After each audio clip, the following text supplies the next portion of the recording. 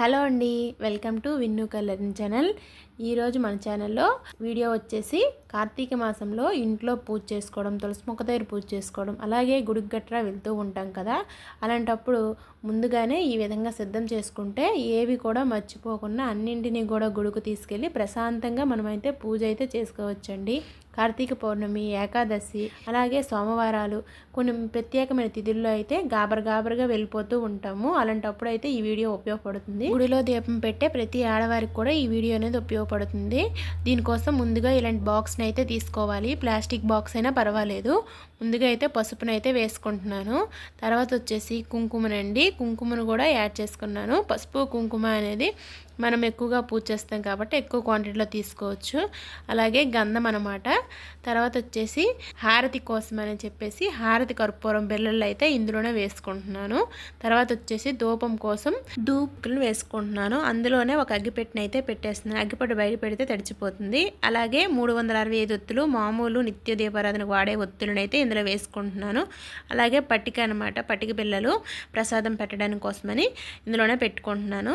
ఈ విధంగా పెట్టుకొని మూత పెట్టి ఒక పక్కన పెట్టుకోవాలి. అలాగే దీపారాధన కోసం ఆవు నెయ్యి అనమాట, లేదా నువ్వుల నూనె వాడుకోవాలి. తర్వాత వచ్చేసి దీపం పెట్టడం కోసం ప్రమిదలండి, చిన్న సైజు ప్రమిదలు, పెద్ద సైజు ప్రమిద, మీకు ఏవి కావాలంటే అవి పెట్టుకోవచ్చు. తర్వాత వచ్చేసి గుడిలో కొట్టడం కోసం ఒక కొబ్బరికాయ అనమాట. తర్వాత వచ్చేసి ఉసిరికి దీపం పెడుతూ ఉంటాం కదా, అందుకని చెప్పేసి ఉసిరికాయలు, కార్తీక మాసంలో ఉసిరికాయలతో దీపం పెడితే చాలా మంచిది. అలాగే ఇక్కడ పువ్వులు అనమాట, దీపారాధన కోసం, తర్వాత గుడిలో వేయడం కోసం పువ్వులు. అలాగే అగరబత్తులండి.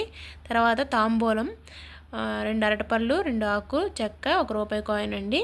అలాగే మనం కింద అలికి ముగ్గు వేసుకోవడం కోసం వాటరు, అలాగే ఆచమనీయం కోసం ముంత, దీపారాధన అయిన తర్వాత హారతి ఇస్తాం కదా, అప్పుడు గంట కొట్టడానికి గంట, అలాగే హారతి ఇవ్వడం కోసం ఇలాంటి కొబ్బరి చెప్పున అయితే ఒకటి తీసుకోవచ్చండి. తర్వాత మనం పూజ చేసేటప్పుడు ముందుగా అయితే అష్టదళ పద్మ ముగ్గు వేసుకోవాలి కదా, అందుకోసం బియ్యం పిండి అనమాట. తర్వాత వచ్చేసి ఒక నాప్కిన్ అండి.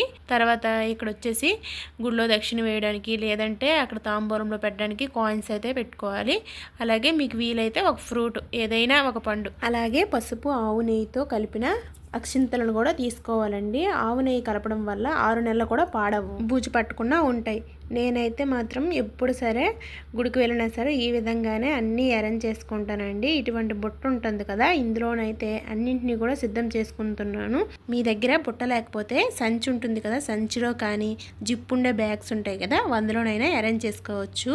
ఒక్కటి కూడా ఒకదాంతో ఒకటి కలవదండి, అసలు నీట్గా అసలు అన్నీ పెట్టుకోవచ్చు. అలాగే మీకు ముందుగా కావాలంటే ఒత్తులు అనేవి ఆవు నేతిలో ఒక డబ్బాలో నానబెట్టుకొని తీసుకువెళ్ళండి, ఇంకా పని అనేది ఈజీ అవుతుంది. నూనెలో కానీ నెయ్యిలో కానీ నానడం వల్ల దీపాలు అనేవి ఎక్కువసేపు అనేది బాగా వెలుగుతాయండి. ఈ విధంగా కనుక మనం అమర్చుకుంటే గుడిలో ఎటువంటి ఆర్భాటం లేకుండా ప్రశాంతంగా పూజ అనేది చేసుకోవచ్చండి. ఈ వీడియో చాలామందికి యూజ్ అవుతుందని చెప్పేసి అయితే చేశాను. మీకు యూస్ఫుల్ అనిపిస్తే ఒక లైక్, ఒక కామెంట్ అయితే చేయండి. ఇలాంటి ఎన్నో వీడియోస్ కోసం మన ఛానల్ అయితే సబ్స్క్రైబ్ చేసుకోండి. Please do subscribe. Thanks for watching.